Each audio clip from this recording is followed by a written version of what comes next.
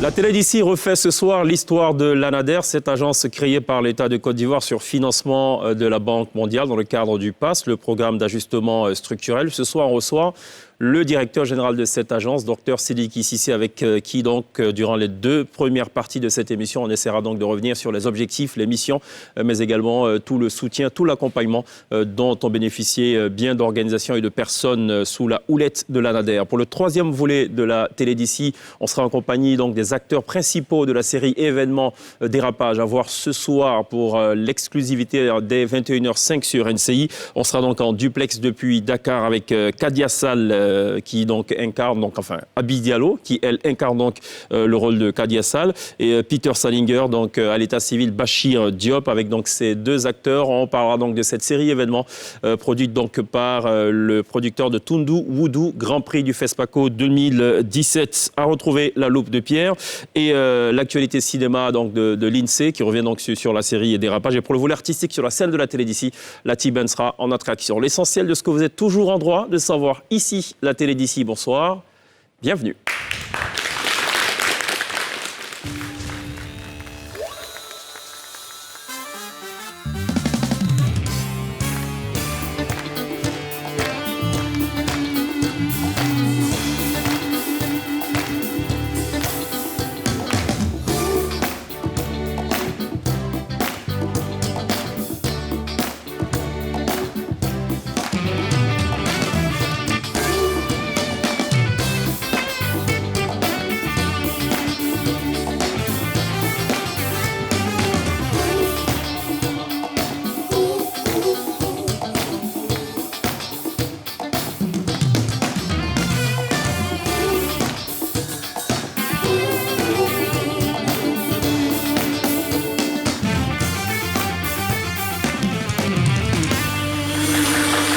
Vous faites toujours très bien de nous rejoindre dans la télé d'ici sur NCI du lundi au vendredi dès 18h40 pour aborder des choses qui vous intéressent. Et dans ce qui vous intéresse, il y a, on le présume, l'émission, il y a l'ANADER tout simplement qui existe depuis 27 ans. Sidiki Cissé, bonsoir, bienvenue. Bonsoir, monsieur. On l'a dit, l'ANADER a été créé le 29 septembre 1993, c'est juste ? Tout va bien jusque-là. Par le décret numéro 93 777. Voilà, financé par la Banque mondiale. Financé par la Banque mondiale. La Banque mondiale, le FIDA. Le FIDA, au départ. Et aujourd'hui, financé totalement par qui ? Par l'État de Côte d'Ivoire. Par l'État de Côte d'Ivoire. Je sais que dans le conseil d'administration, il y a l'État, il y a la société civile, il y a aussi le privé, j'ai lu quelque part. Il y a l'État, il y a les producteurs agricoles et il y a aussi les privés. D'accord. C'est 2310 agents, si ça n'a pas changé. 2330 agents. Plus exactement. Donc il y a eu 20 depuis l'année. Enfin, en tout cas, bienvenue. C'est fluctuant. C'est fluctuant. D'accord. Bienvenue à la télé d'ici. Ça va, l'INSEE ? Très bien, merci. Ça va, Pierre ? Très bien, merci. Alors, avant de parler d'ANADER, l'actualité sur NCI, c'est évidemment donc la diffusion ce soir des deux premiers épisodes de la série Dérapage, une série sénégalaise qui a marché du tonnerre là-bas et qu'on diffuse donc en exclusivité, en tout cas en inédit sur le territoire ivoirien. On propose de regarder justement ce teaser en 29 secondes. Et puis juste derrière, on revient donc à l'ANADER. Abi Diallo est tombé dans les bras de Bachir Diop, je pense, à cause de la pression sociale. Bachir Diop aime l'argent, Bachir Diop aime les femmes. Mais entre nous, qui n'aime pas l'argent ? Pour elle, les hommes, c'est juste un guichet automatique. On dit souvent que quand une femme décide de se venger, même le diable s'assoit pour prendre des leçons. La série, là, vraiment, ça promet. C'est du lourd. Bientôt. Alors, évidemment, ce ne sera pas bientôt, c'est tout à l'heure, dès 21h05 donc sur NCI, quand le diable décide de se venger, quand une femme décide de se venger, même le diable s'assied pour prendre des leçons. Bon, écoutez, c'est fort quand même ça, non ?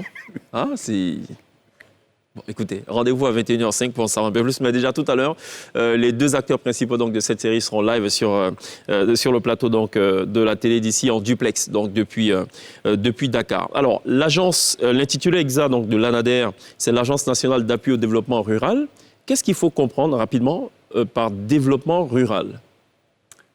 Vous avez le développement agricole, desquels s'occupaient les trois anciennes structures de conseil agricole. D'accord. Et quand l'État de Côte d'Ivoire a créé l'ANADER, il a dit qu'elle va s'occuper et de développement agricole et de développement rural. C'est-à-dire, dans le cadre du milieu rural, il y a un certain nombre d'activités qui se passent et dont les anciennes structures ne s'occupaient pas.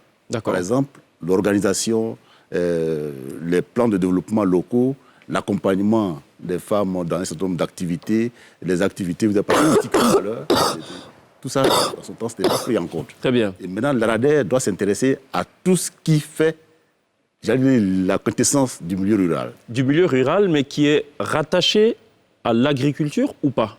Parce qu'on a eu cet échange déjà en comité de rédaction. On se disait, est-ce que le domaine d'activité stratégique, ce n'est pas d'abord l'agriculture et ensuite donc autour duquel, en fait, ou de laquelle activité gravite un certain nombre d'actions?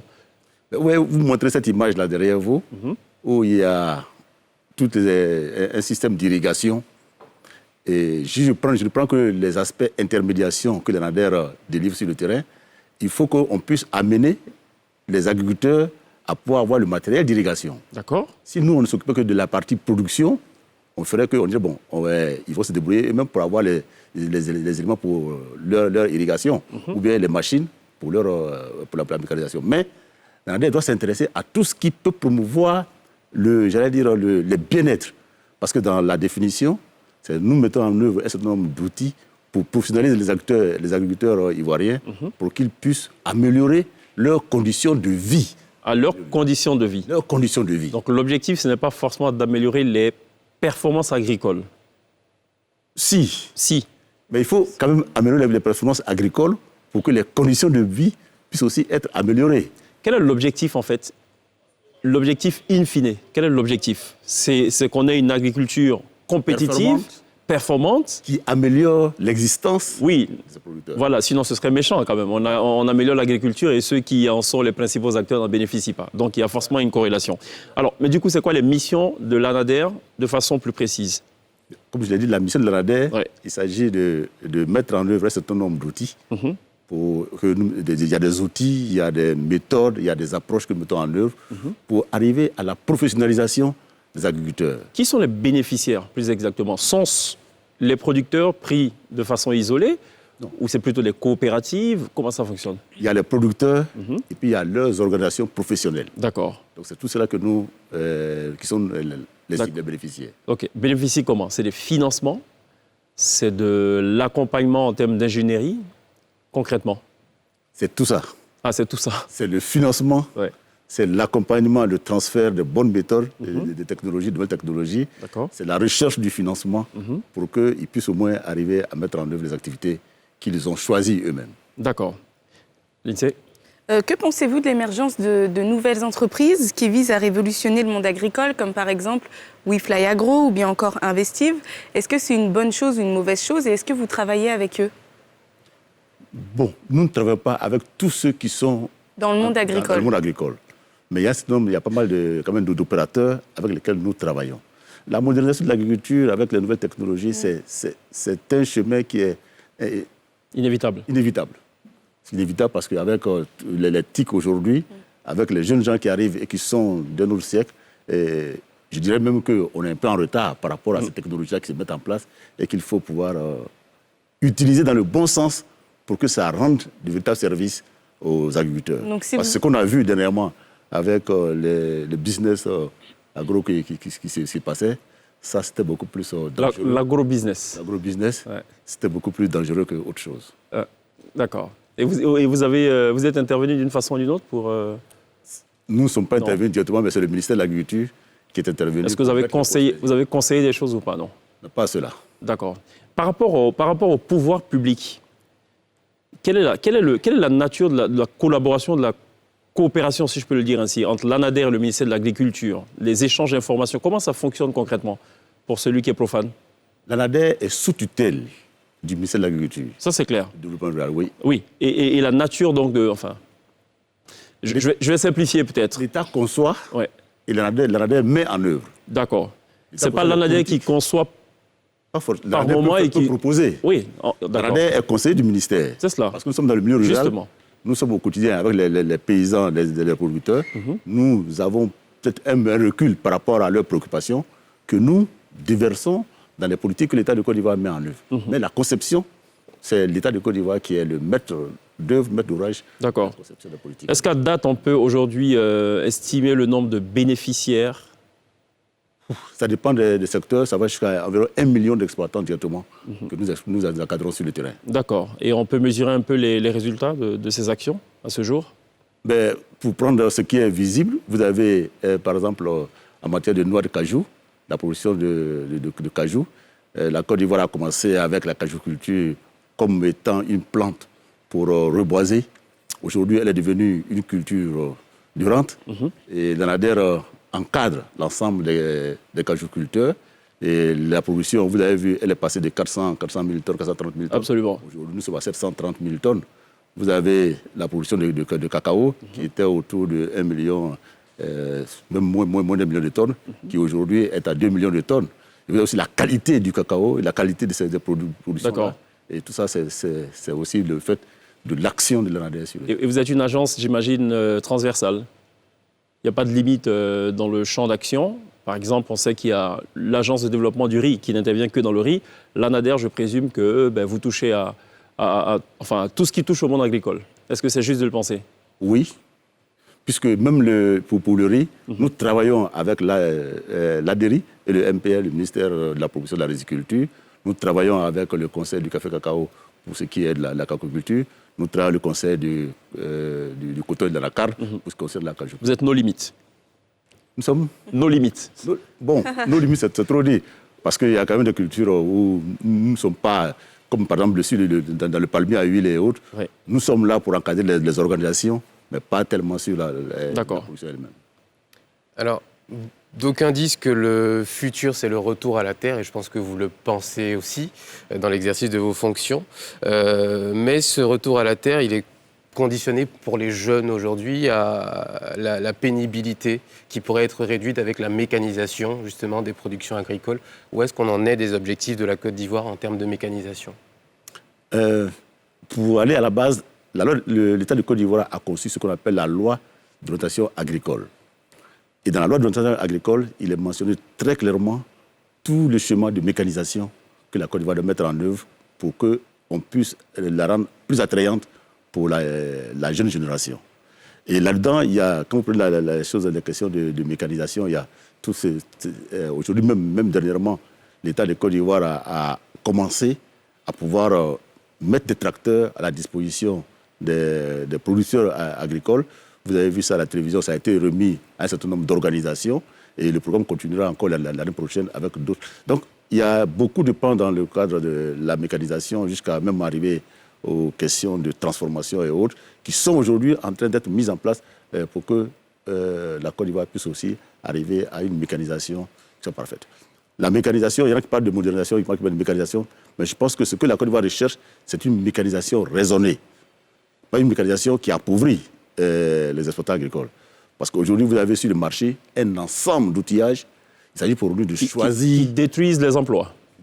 Pas qui détruisent les emplois, mais qui même appauvrissent les produits. Avec leurs coûts et toute la promotion qui est faite autour, on modifie un peu le comportement, le choix des producteurs.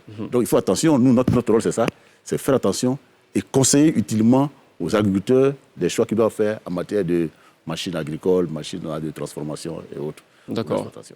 Il se dit aujourd'hui qu'on perd 37% de ce qui est produit par les agriculteurs en Côte d'Ivoire. Est-ce qu'on sait dire aujourd'hui comment cette mécanisation-là va le limiter? Est-ce qu'on a des objectifs à court ou moyen terme? C'est l'option que la Côte d'Ivoire a prise d'aller à la transformation de ces produits agricoles. Avant, c'est beaucoup de produits bruts qui étaient exportés. Aujourd'hui, ce qu'on cherche, c'est arriver au niveau même du milieu rural, arriver à transformer le maximum possible de produits agricoles. Je prends un cas qui est visible. Quand vous regardez aujourd'hui dans l'espace ivoirien, concernant la noix de cajou, vous voyez, il y a beaucoup d'usines qui sortent par contre dans toutes les régions où la carne est pratiquée. Il y en a de même aussi pour, quand vous prenez par exemple la transformation du manioc.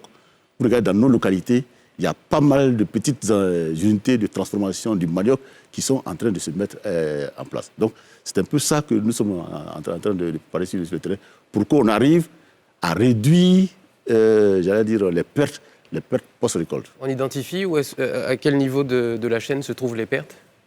Les pertes sont à plusieurs niveaux.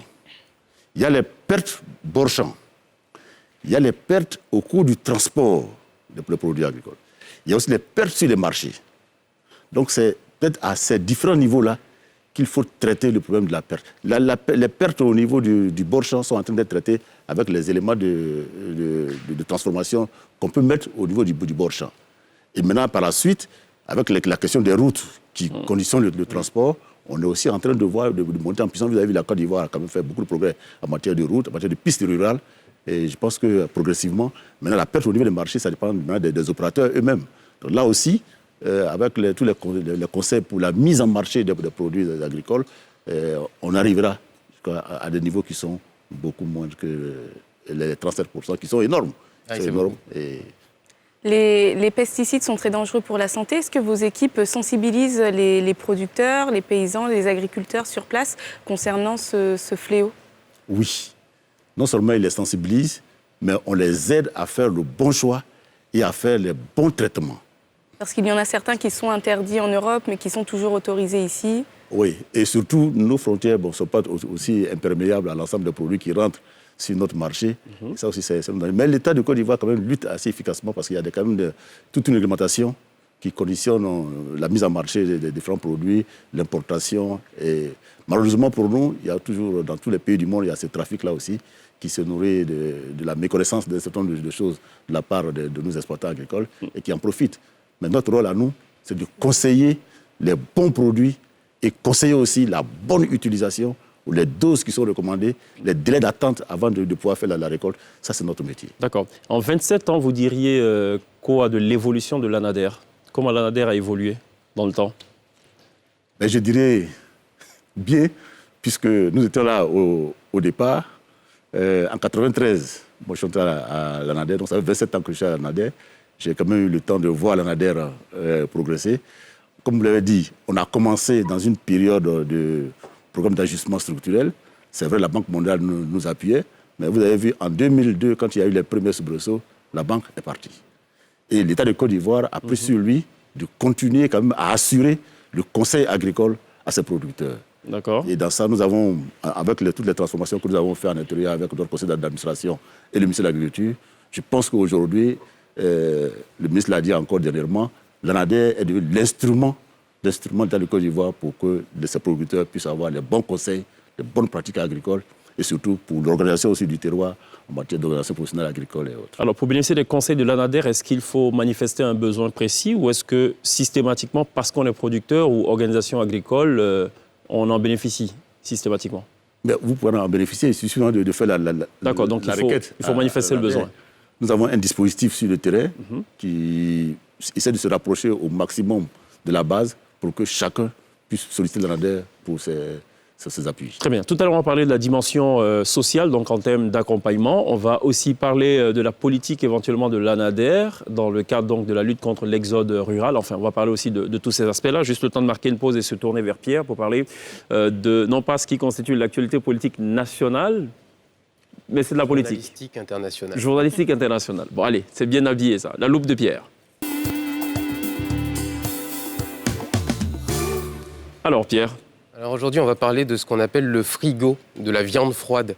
C'est cynique, mais c'est le surnom donné à une pratique particulière dans le journalisme et dans certaines rédactions pour parler des nécrologies. Alors qu'est-ce qu'elles ont de particulier, ces nécrologies? Eh bien, elles sont préparées à l'avance. Donc il faut entendre du vivant de la personne. Cette chronique n'a absolument pas pour but de convaincre du bien fondé de la pratique, mais de permettre de comprendre pourquoi les journalistes le font. Alors quand on est journaliste, on sait que ça existe, mais pour le profane, la nouvelle résonne souvent comme un coup de tonnerre, et c'est ce qui s'est passé hier lorsqu'un bug dans le serveur de RFI, Radio France Internationale, a permis à une centaine de rubriques de nécrologie de se retrouver sur la toile. On y retrouve notamment plusieurs personnalités annoncées mortes, Paul Biya, Abdoulaye Wade, Raoul Castro ou encore Brigitte Bardot. Alors de nombreuses personnes ont découvert que ces nécrologies étaient préparées à l'avance et ont été particulièrement choquées par un comportement qu'elles ont jugé morbide, voire immoral de la part de la rédaction de RFI. Mais ce qu'il faut savoir, c'est que de nombreuses rédactions, à travers le monde, le font. On va redéfinir d'abord ce que c'est une nécrologie. C'est un texte d'une longueur variable qui est publié dans un journal ou un magazine peu après le décès d'une personnalité et qui comprend en général une courte biographie du défunt. Alors, je vais vous lire un passage d'un article de la Fabrique de l'Info qui parle de comment écrire une bonne nécrologie. Alors, pour écrire une bonne nécrologie, il faut paradoxalement que ce soit vivant. Ce qu'il faut, c'est de faire ressortir la trace que la personne a laissée dans son domaine d'activité, qu'elle soit médecin, jazzman, prix Nobel de chimie. Eh bien, une nécrologie obéit à un certain nombre de règles journalistiques. Les informations factuelles doivent être présentes, évidemment, et au-delà des choses convenues comme les goûts, les marottes de tout un chacun, le tempérament de la personne, éruptif ou calme, doit transparaître. Alors, quand il s'agit donc de personnalités publiques, cela implique qu'il y a un travail important de collecte d'informations, de vérification, de recoupage, chose qu'il est parfois difficile de faire sur le moment, dans l'urgence, en se détachant de l'émotion que le décès peut provoquer. Alors au-delà de ça, certains décès peuvent être annoncés tard le soir ou le week-end lorsque les rédactions sont vides, donc il faut se préparer. Et si vous voulez savoir, il y a aussi une liste de personnes à contacter en cas de décès d'une personnalité. Alors donc il faut bien faire la différence entre la fausse information donc d'une mort annoncée par manque de vérification et le bug informatique, puisque toutes les informations qui sont contenues dans ces articles sont vraies. Alors bien sûr, il y a une valeur morale qui se pose, culturelle qui rentre en jeu.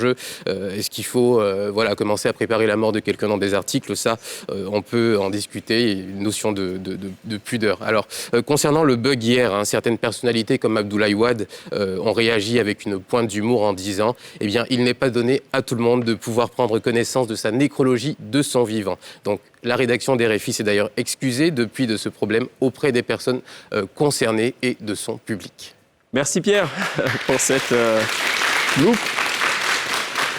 En gros et en français facile, les rédactions du Monde sont tellement friandes de scoop qu'elles écrivent à l'avance donc des nécrologies sur la base d'un certain nombre de critères généralement objectifs. On se dit, c'est une personne d'âge avancé ou c'est une personne qui est malade depuis longtemps, donc d'un moment à l'autre, le décès peut survenir, donc ils anticipent en fait sur l'article pour ne pas être donc pris de court. Bon. Évidemment, ça pose donc un vrai débat sur la question de la moralité. Il y a un débat qu'on peut ouvrir dessus. Il y a un débat qu'on peut ouvrir. Bon, on va le refermer, ce débat. Pour ouvrir plutôt la fenêtre de la pub, on se retrouve dans quelques instants.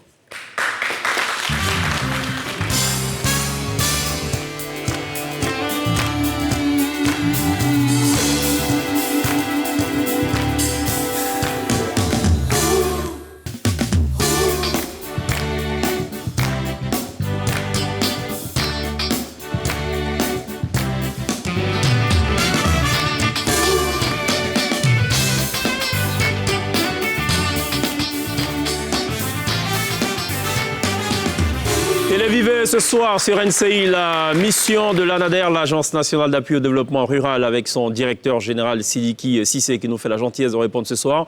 À l'invitation de la télé d'ici, l'ANADER, c'est 27 années d'existence, on l'a dit, c'est 27 années au service des producteurs et des organisations agricoles. C'est aussi un pan social, un volet social. Il y a des actions que vous menez, puisque pour vous, la dimension humaine, elle a toute son importance. Oui, puisque nous nous adressons aux humains, à l'homme. Et c'est l'homme qui est au cœur de nos activités. Tout le monde ne comprend pas comme ça, mais bon, si vous l'avez compris, c'est bien. Bon, mais nous travaillons avec des gens qui sont sur le terrain, qui ont des niveaux de développement qui sont disparates. Et notre mission, c'est d'amener quand même tout le monde à pouvoir améliorer son quotidien à la dimension où il se trouve. Donc nous sommes obligés, nous, d'intégrer la personne humaine dans toutes nos activités. Et ça passe par quoi, alors? L'alphabétisation, déjà? Ça passe par plusieurs... D'abord, le conseil agricole que nous donnons, il s'adresse à toutes les catégories, j'allais dire, de professionnels de l'agriculture et même de non-professionnels de l'agriculture. Et dans ça, on s'est rendu compte, par exemple, que le rôle de la femme, tout le monde le dit, les femmes dans l'agriculture vivrière aujourd'hui, en tout cas, constituent la majorité. Absolument. Donc, l'ANADER, dès le départ, après quelques années de sa création, en 1998, pour parler juste, on a commencé à implémenter l'approche genre à l'ANADER. C'est-à-dire, comment est-ce qu'on prend les préoccupations des femmes, qui constituent 50% de notre population, comment est-ce qu'on prend leurs préoccupations. Et qui sont la majorité indiscutable dans le monde agricole. Peuvent pouvoir aussi arriver à ce nombre. Et je vous dis, au départ, nous, qui étions dans l'élevage et qui sommes arrivés dans l'agriculture au sens large du terme, on s'est rendu compte au départ qu'il y a des localités où on ne pouvait pas s'adresser directement aux femmes. Il faut passer par les hommes, il faut passer par les chefs de village et autres. Donc, il nous a fallu faire un travail. Au départ, quand on commençait, c'était 8% des femmes qui étaient touchées par les activités. Aujourd'hui, c'est pas 30%, mais on vise 40% en 2025. Donc, c'est toute une approche que nous mettons en œuvre pour que les femmes puissent bénéficier non seulement des conseils pour pouvoir faire la production, les bonnes pratiques, pour faire une bonne production, mais comment est-ce qu'on peut les organiser pour qu'elles puissent mobiliser les financements. Vous dites comment on peut les organiser. Ça veut dire que ce n'est pas encore fait? Non, on le fait. D'accord. Donc comment vous les organisez? Comment nous les organisons? Oui. Et concrètement, ça se passe comment? Mais, on a des choses, ce qu'on appelle des spécialistes en organisation professionnelle agricole, qui s'adressent à ces femmes-là, enfin aux organisations de femmes. On les structure soit en OPA simple, soit en coopérative, soit en GIE, selon ce qu'elles désirent. Donc on ne le fait pas au détriment de ce qu'elles attendent, on le fait selon ce qu'elles désirent. Est-ce que les résultats sont probants? Qu'est-ce que vous avez enregistré comme avancée?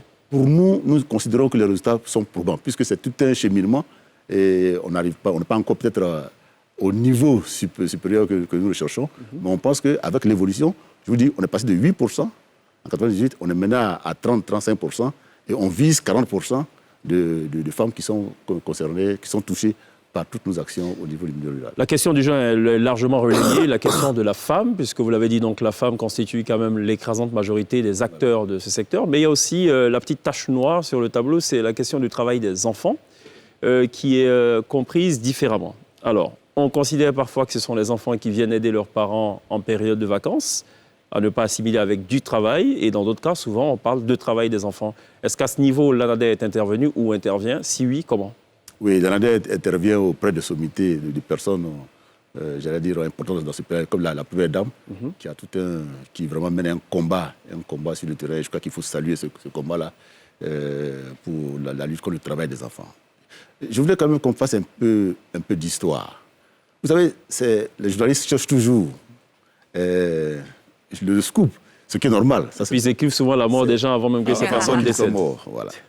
Moi, je me souviens, on était en réunion aux grands travaux quand nous avons reçu une mission. L'ancêtre du Bénet. L'ancêtre du Bénet, oui. Ouais. Qui est venu dire que, bon, on était dans un processus de travail sur la cacaoculture.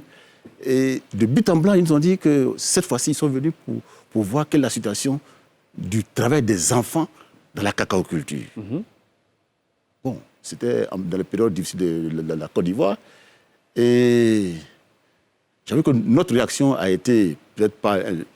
On leur a répondu pour dire, en Côte d'Ivoire, ce n'est pas les enfants qui font la cacaoculture. Ce que vous voyez, les enfants accompagnent leurs parents dans les plantations, ce que nous tous, nous avons fait.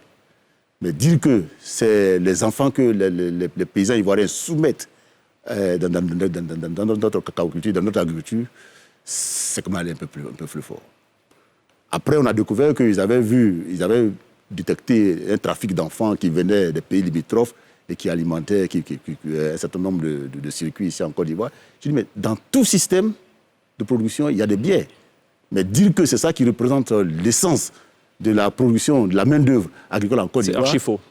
Il faut aller. Donc ça a été d'abord une bataille entre nous, experts. Et ensuite, maintenant, je crois qu'il y a eu un travail de fond qui a été fait par les sociologues ici en Côte d'Ivoire, qui ont démontré que le travail des enfants n'est pas une institution pour la Côte d'Ivoire. Il y a des dérives que nous avons constatées et qui nous apprennent tous de corriger. Je n'ai pas dit que...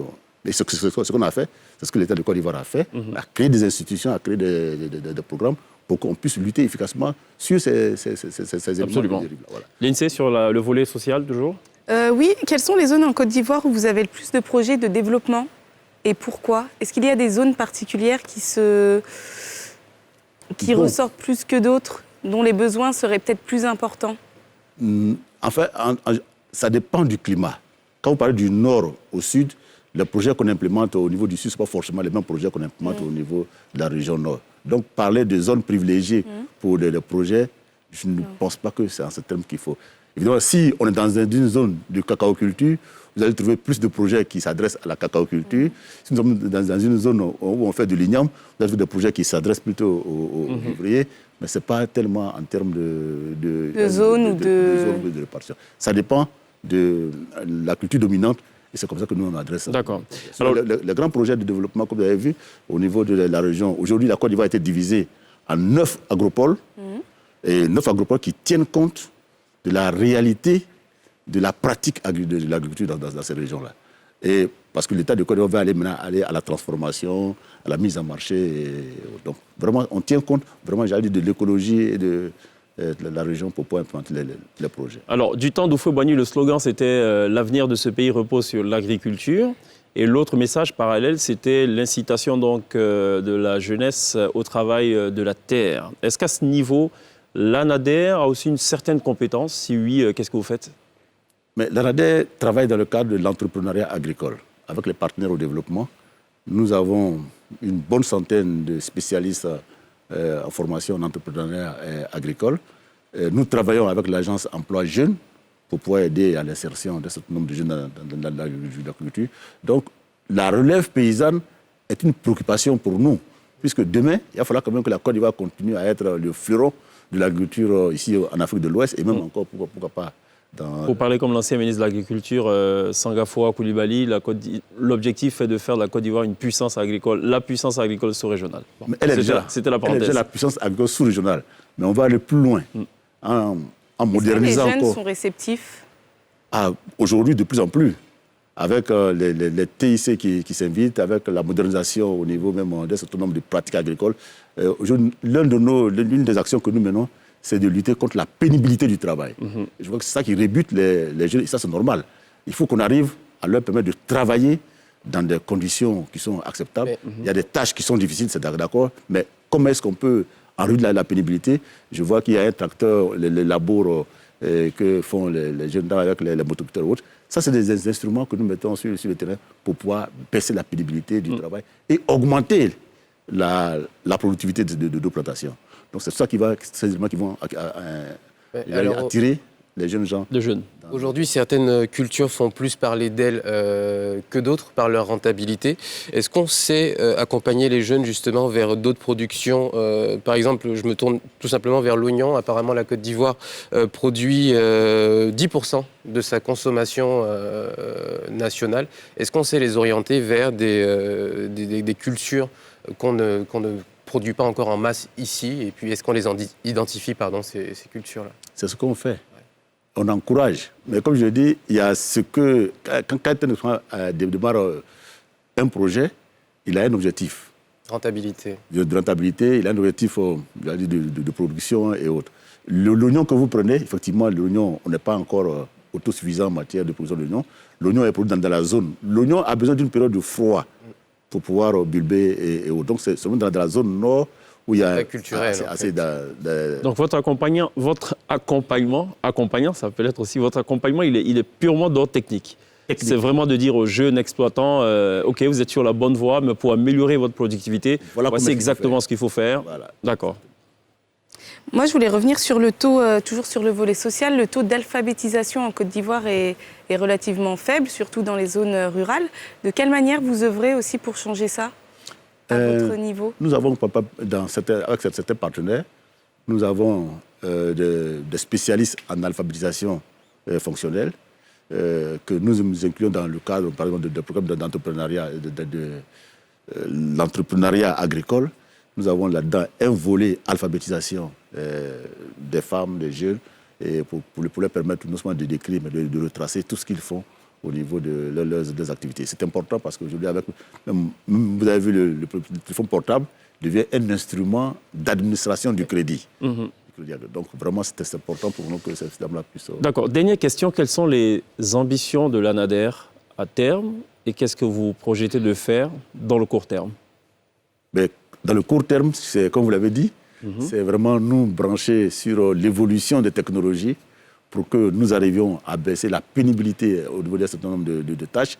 Nous sommes conscients qu'on n'aura jamais l'effectif maximal pour pouvoir, parce que les dernières évaluations ont montré qu'on était en dessous du seuil d'encadrement. Donc nous sommes en train d'implémenter ce qu'on appelle le e-agriculture pour qu'à travers un certain nombre d'outils électroniques, nous puissions, avec notre centre, notre call center que nous avons au niveau de l'ANADER, toucher un plus grand nombre d'agriculteurs à travers un certain nombre de messages pour pouvoir leur dire qu'actuellement, on va entrer dans la zone, dans la période de la campagne. Ce qu'il vous faut, c'est ça, c'est des messages de masse qu'on peut faire passer. Et avec un certain nombre de structures encore de la place, nous sommes en train de voir comment aussi permettre à un grand nombre de personnes dans le milieu rural, le vrai milieu rural, qu'ils peuvent avoir accès aussi à ces technologies de l'information pour pouvoir transmettre leurs besoins et autres au niveau de la hiérarchie. Donc Docteur c'est vraiment Sidiki, ça qui a été notre... Parfait. Docteur Sidiki Cissé, merci d'être passé par la télé d'ici. Vous restez avec nous encore quelques minutes. Je rappelle donc l'événement sur NCI, c'est la diffusion tout à l'heure dès 21h05 des 2 premiers épisodes de la série sénégalaise Dérapage. Et c'est d'ailleurs le sujet donc, de l'INSEE, son sujet cinéma. Jingle et on en parle juste après.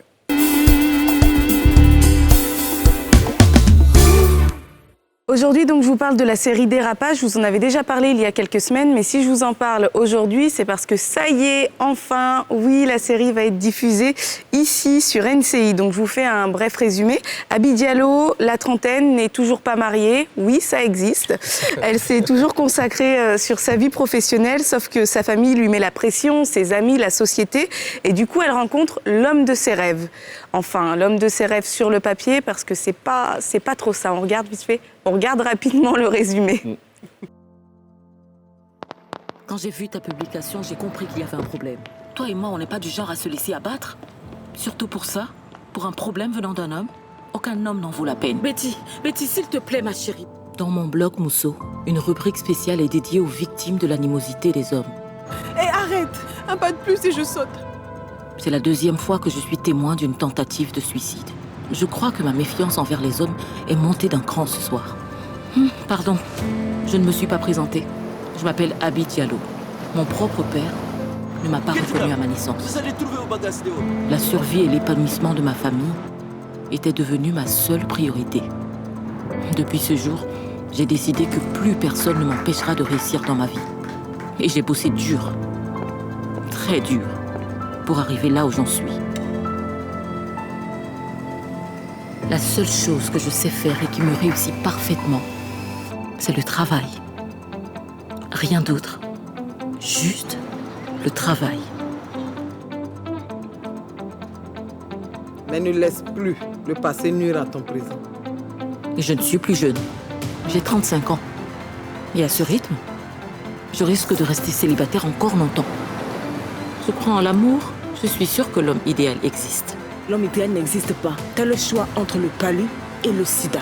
Choisis le palu et apprends à vivre avec. Bachir Diop, célibataire de son état pour vous servir.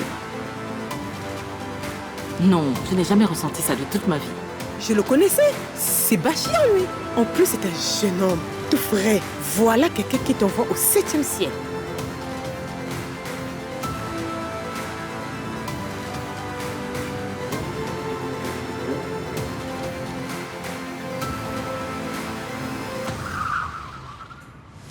À ce que je vois, il cherche une jeune fille dont la situation est aisée pour la voir, pour ensuite lui tourner le dos.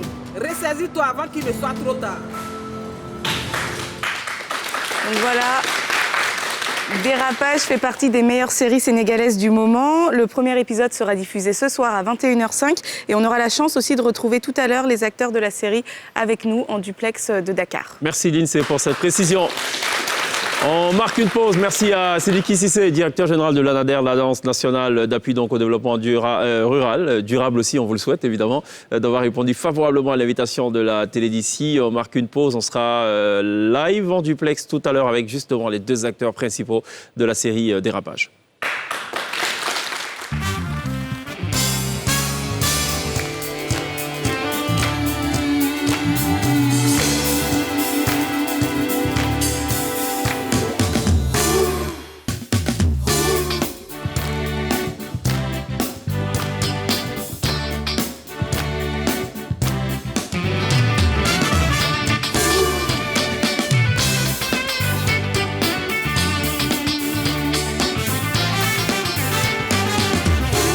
faites toujours très bien de nous rejoindre dans la télé d'ici sur NCI pour vivre la Côte d'Ivoire dans tout ce qu'elle compte, l'événement. Sinon, la série événement, c'est évidemment Dérapage à suivre dans quelques instants, à 21h05 exactement, sur NCI. Les 2 premiers épisodes de cette série produite par Abdoulaye Wane, Grand Prix du FESPACO 2017, et qu'on a d'ailleurs énormément de plaisir à recevoir maintenant live en duplex depuis Dakar. C'est bien cela, depuis Dakar, Abdoulaye Wane?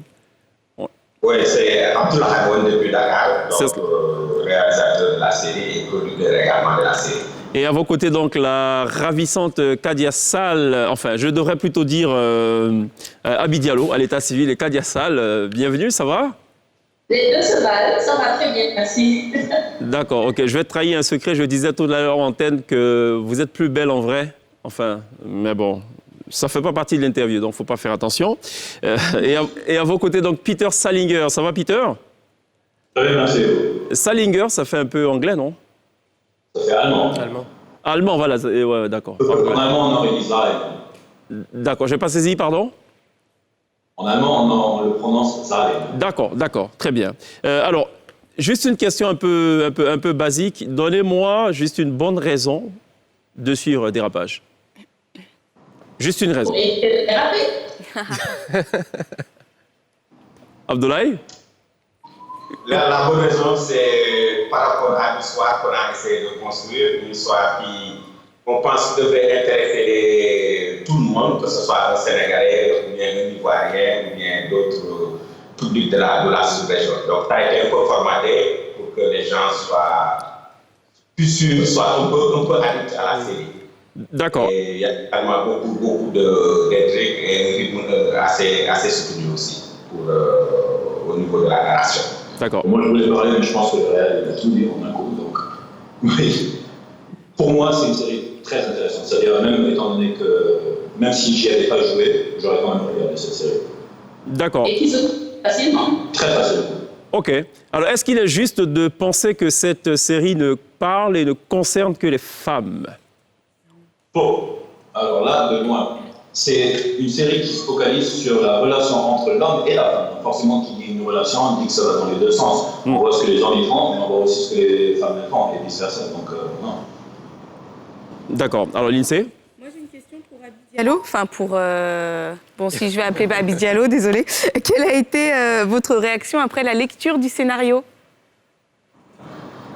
On ne vous entend pas bien. Quelle a été la réaction d'Abi Diallo après la lecture du scénario, avant même de tourner? C'est la question de Lindsay. Voilà. Alors, je me suis demandé si je ne me suis pas fait suivre pendant quelques années. Ah. Sincèrement. Non, il y a des parties qui me ressemblent vachement. Qui sont assez similaires, du coup. Ah bon, il y a des parties qui vous ressemblent. Quelle partie, par exemple? On est bien curieux là de savoir. La femme battante, forte, qui a envie de toujours être... pas pour ne pas dire sous les feux de la rampe, on va dire... ambitieuse. En tout cas, qui combat avec les hommes. D'accord. Et Peter, réaction à la lecture du scénario? Moi, c'était une très grosse gêne, parce que ma mère m'a bien éduqué. Elle m'a appris à ne pas faire certaines choses aux femmes, surtout, tu vois. D'accord. Et maintenant, on me dit qu'il faut faire ça devant des milliers de spectateurs. J'étais en mode, oula, mais ok, on va gérer, donc on a géré. D'accord. Quelle est l'intention, sinon l'ambition du réalisateur à travers cette série? En d'autres termes, quelle est la morale de l'histoire, Abdoulaye? En fait, la série, on l'a créée parce qu'on s'est rendu compte qu'il y avait énormément de divorces dans notre région. Il y a énormément de divorces.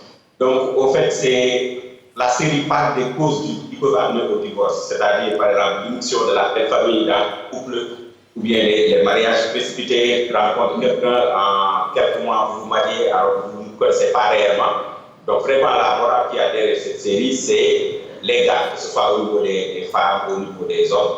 Ok, le mariage, c'est quelque chose de sacré, c'est quelque chose d'important, donc on ne doit pas prendre ça trop à la légère, donc il faut bien réfléchir, bien voir choisir son époux ou bien son épouse. D'accord. Alors, cette série, à la base, j'ai envie de dire, originellement, elle est essentiellement en Wolof et par moments en français. Donc, pour NCI, évidemment, la série a été doublée totalement en français par les acteurs eux-mêmes. Est-ce que vous êtes un peu surpris du succès de cette série au-delà des frontières sénégalaises, d'autant que le Sénégal a ses propres réalités qui ne sont pas forcément les mêmes dans d'autres pays. Ok, nous ici, on a une réalité, c'est-à-dire un produit, pour que ça fonctionne, tu es presque obligé qu'il y ait beaucoup de Wolof. Donc, ce qui est un peu un handicap, mais bon, qu'on a essayé de régler avec le doublage qu'on a fait en français, avec d'autres acteurs, pour pouvoir le proposer à d'autres publics de francophones. Donc, au Sénégal, on est presque obligé de tourner d'abord en Wolof, mais pour s'exporter, on doit faire le doublage tout simplement pour être vu ailleurs, quoi. Est-ce que ce succès, il vous surprend au-delà du Sénégal? Voilà pour vous trois. Oui, honnêtement, oui. En tant que quelqu'un qui a une origine mélangée, je suis à moitié africain, à moitié européen, je m'y attendais pas. Parce qu'on reçoit énormément de messages, que ce soit de l'Europe, des États-Unis et tout ça, et tu as des gens qui t'appellent de New York qui te disent « Yeah, I like your show », et moi je suis en mode « Ah ouais, vous êtes au courant que ça existe là ?» Franchement, c'est surprenant. D'accord. Abi? Alors, pour moi, c'était pas vraiment une surprise parce que j'ai une totale confiance en l'artiste qui est là. Parce que je l'ai vu remporter des prix, j'ai regardé ses produits. Et depuis qu'il m'a parlé du projet, en fait, je l'avais en mémoire, même si on est resté 3 ans sans en parler. Après, quand il m'a appelé, je n'ai pas hésité. Même si je n'étais pas sur Dakar, je me suis dit ça vaut le déplacement. D'accord, très bien. Pierre? Non, pas particulièrement de questions. Comme Lindsay nous rappelait tout à l'heure, j'ai pris le pari de découvrir la bande-annonce donc en plateau. Et je me suis dit, est-ce que c'est le genre de série que je vais regarder? Et en fait, la bande-annonce vous plonge tout de suite dans le truc. On a envie d'en voir plus. Donc déjà, félicitations, parce que je sais que je vais le regarder. Ça a l'air très bien ficelé. Et voilà, super intéressant. Super intéressant. Et comme vous le dites, on a l'impression que, même si c'est fait au Sénégal, que c'est forgé pour toutes les grandes capitales africaines et que tout le monde va peut-être se retrouver dedans. D'accord, alors vous parlez de tout le monde, il n'y a pas que Abi Diallo, il n'y a pas que Peter, il y a aussi d'autres acteurs. On va regarder justement Alou, ça dure 40 secondes, c'est le témoignage d'un des acteurs de cette série à retrouver tout à l'heure sur NCI. Mais je ne vais pas pouvoir te couvrir aujourd'hui. Le patron est là. Alou, c'est le poteau à Bachir, quoi, qui l'accompagne, qui est tout le temps là avec lui dans nos moments de délire et tout ça. Et voilà, quoi. Vous verrez que c'est mon frère, quoi. Bah écoute, c'est un deal, hein? C'est le scénario qui est ainsi écrit. Être avec les femmes, mais celles qui sont un peu riches, pourquoi pas. On doit se faire beau, on doit les draguer, on doit manger leur argent et tout. Donc, je pense que c'était ça le but, quoi. Alors, est-ce que vous avez fait le choix entre la peste et le palu, finalement? On va dire Corona. Ah, Corona. C'est bien envoyé, ça. Non, c'est méchant, cette réplique. Je ne vais pas appeler les gens Corona. Franchement. Lindsay? Moi, j'avais une petite question pour le réalisateur. Tout à l'heure, du coup, Kadia parlait de 3 ans. Combien de temps est-ce que vous avez mis pour créer la série? Combien de temps vous avez mis pour créer la série? La série, c'est un projet qui nous a presque pris 2 ans en développement et 1 an en production. Donc, c'était quand même un peu long, quoi. Donc, ça nous a pris 2 ans en développement parce qu'on a travaillé avec certaines institutions comme le FOPICA, comme la francophonie. Donc, c'est des procédures ça prend un peu de temps pour que ça aboutisse. Donc, ça nous a pris en grosso modo 3 ans à faire. Mais là, la deuxième saison, ça va venir très, très rapidement parce que le but est déjà arrivé, les gens sont chauds. Donc, ça va pas tarder pour la nation. Et vous aviez déjà en tête le nom des acteurs ou ça s'est fait sur casting? Je n'entends pas. Est-ce que vous aviez déjà en tête ceux qui devaient incarner les différents personnages ou est-ce qu'il y a eu un casting préalable? En fait, pour Kadia, c'était évident parce que je la suivais sur d'autres productions, donc c'était évident que le rôle principal, ça allait être Kadia. Par contre, Peter, après avoir fait 2 mois de casting, je n'avais pas trouvé le bon Peter. Il est venu intégrer l'équipe 2 semaines ou 3 semaines avant le début du tournage. Donc il a fait une très grande performance. D'accord, ok. Ben, c'est très bien.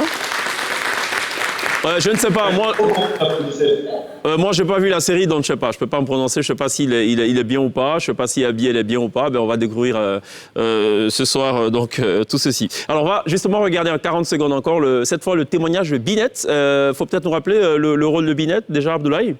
Qu'est-ce qu'elle fait Binette dans la série? Binette dans la série, c'est la confidente d'Abby Diallo, c'est sa meilleure amie, c'est vraiment son... C'est la chose qui la regarde, on va dire. Elles sont inséparables. Bon, ok, on va écouter Binette, c'est mieux. En plus, je suis sûre que l'homme idéal existe.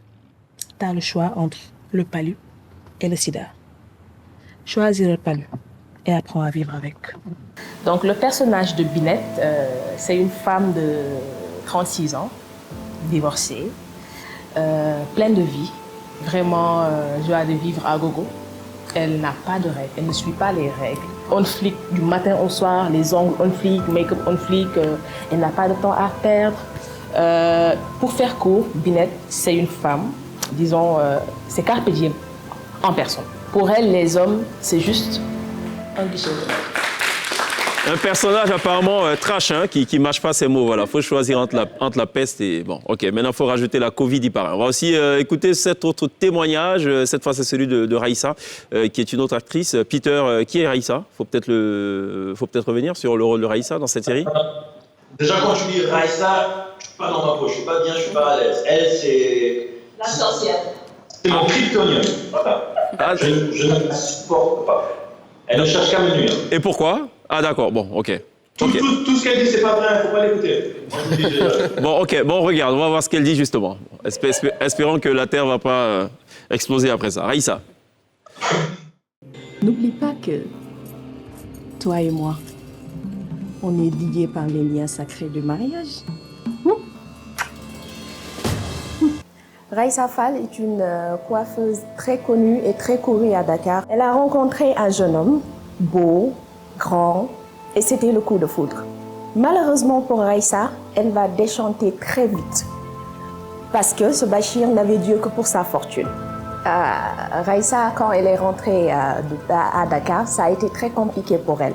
Très, très compliqué parce qu'elle s'est rendue compte que Bachir Diop s'est marié avec sa cousine. Bon voilà, ça nous donne un aperçu du véritable casse-tête auquel on a été invité hein, dans cette série. Voilà, bonne confidente, mais qui parle de peste. Enfin, ok, on va pas s'en sortir, hein, Lindsay, ça va être chaud là. Est-ce que c'est ça finalement le secret pour une série réussie? De parler de peste? Non, parler de mensonges, de trahison, et on parle aussi un petit peu des maux de la société. Alors, je ne sais pas si vous avez entendu la question de Lindsay, est-ce que c'est ça le secret de la série, donc parler de peste? Mais non. Non, pas ça, non, ok. Trahison. De trahison, de mensonges, et dénoncer certains maux de la société. Et moi, je rajoutais aussi n'avoir que de belles femmes dans la série. C'est important. C'est le Sénégal qui est comme ça. Hein.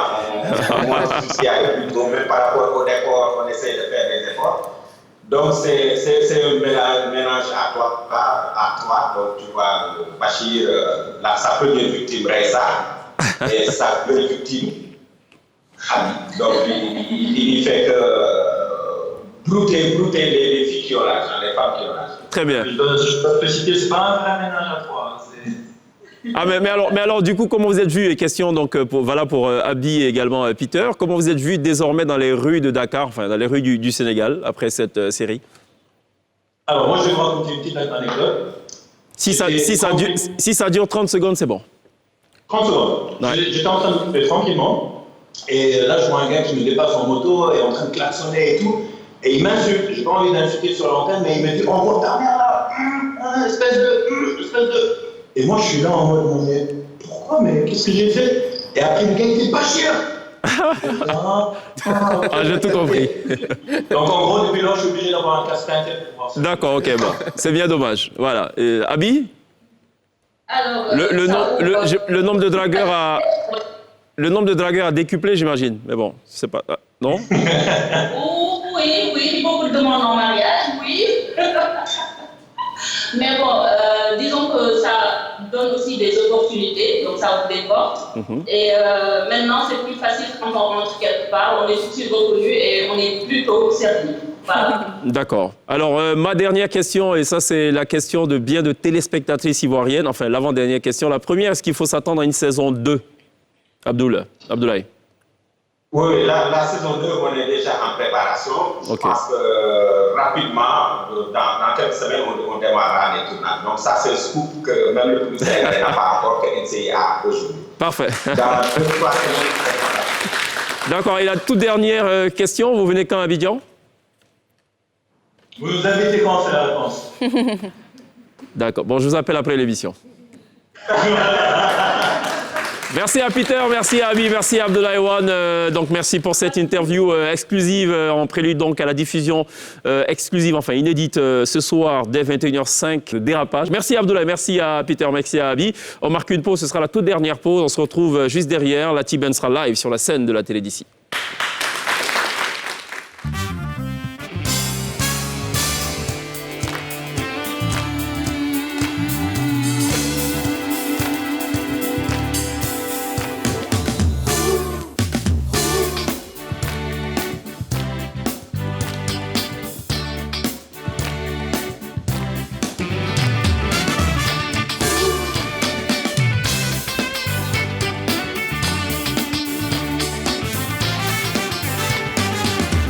Ce sera tout pour la télé d'ici consacrée ce soir en première partie à l'ANADER, l'Agence nationale d'appui au développement rural, dont d'ailleurs certains membres nous font l'amitié ce soir d'être dans le public. On va donc remercier les membres des coopératives ANADER de la ME, kilomètre 17, Bergerville, Songon, aéroport PK56 qui nous ont accompagnés tout au long de cette émission. Merci à l'INSEE, merci à Pierre. Rendez-vous tout à l'heure, 21h05 pour les 2 premiers épisodes de Dérapage. Première diffusion donc sur NCI. On vous laisse en compagnie de la T-Band qui nous reprend ce soir. Fanny G, ancrée à ton port. Et Almighty Ja de l'ex-formation ADN. À demain. D'ici là, take care.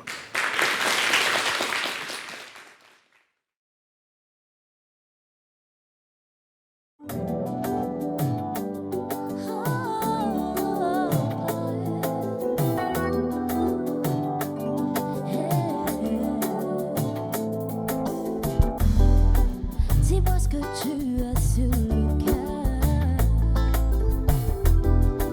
Pourquoi tu as toujours l'air ailleurs? En moi je te sens si sensible,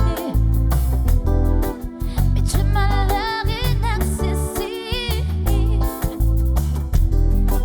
Parle-moi de toutes tes peurs.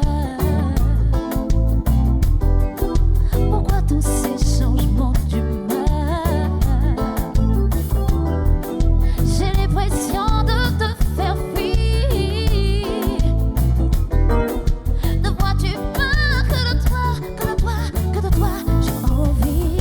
Dis-moi entre toi et moi, un jour ça va coller. Chérie, tu sais de toi, je peux plus me décoller. Je me suis ancrée à ton bord, un jour ça va coller. Dis-moi entre toi et moi, un jour ça va coller. Je ne suis pas sourde, j'ai compris tes détours. Un pas de velours, je te vois venir, tu te défiles.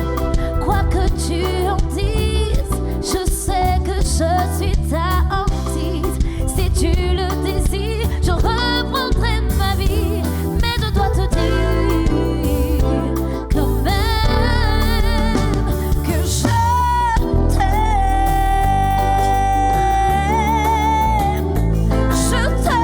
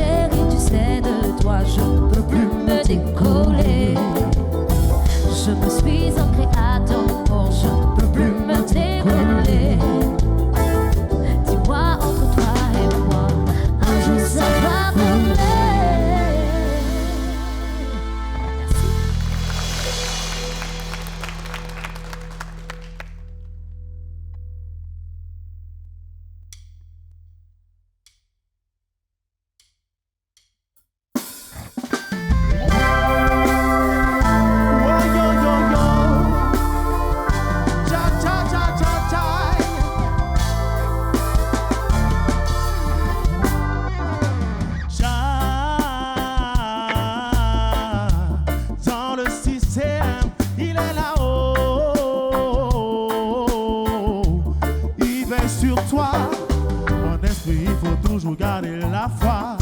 En écoutant les vrais cantiques de Dja-Dja, je peux t'assurer que tu n'auras pas tort. Sois Puja, car seul en qui tu trouveras le bonheur. Sois Puja, ses paroles sont vérité et t'enseignent l'amour. Il te réserve une place auprès de lui pour toujours à Zion. Es-tu déjà inscrit? Sinon prends le temps, le dernier train.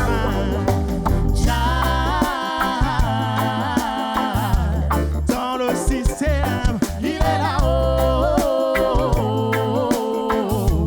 Il veille sur toi, Almighty Jah. Dans le système, il est là-haut. Il veille sur toi. En vérité, je te le dis, tu n'auras pas à craindre le jugement dernier, car celui qui croira en sa parole aura la vie éternelle. La seule en qui tu trouveras le bonheur, sois Puja. Ses paroles sont vérité et t'enseignent l'amour. Il te réserve une place auprès de lui pour toujours à Zion. Es-tu déjà inscrit? Sinon prends le dernier train. Dans le système, il est là-haut. Il veille sur toi, Almighty Jah. Dans le système, il est là-haut. Il veille sur toi. Oh Dja-Dja, Mighty Jah, Mighty Jah. Aie pitié de tes enfants, Mighty Jah qui ne sont plus spirituels. Y'a que le matériel, oh Jah, à se plaît dans le ciel. Oh Dja-Dja, King Mighty Jah, écoute donc ces pleurs. Je t'en supplie, ces paroles viennent du fond du cœur. Reggae mother sweet, c'est pas fini, écoute donc la suite. Jah.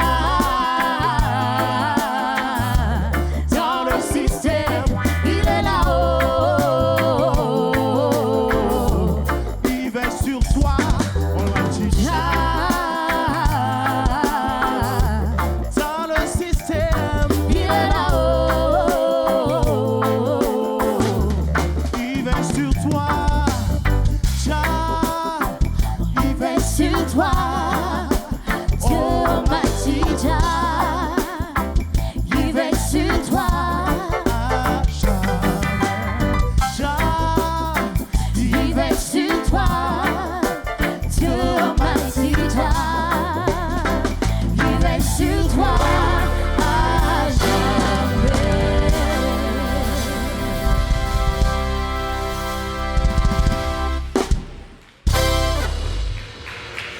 La T-Band, Andy, dont c'est l'anniversaire aujourd'hui et qui célèbre un an. Happy birthday. Merci de l'applaudir. Good job.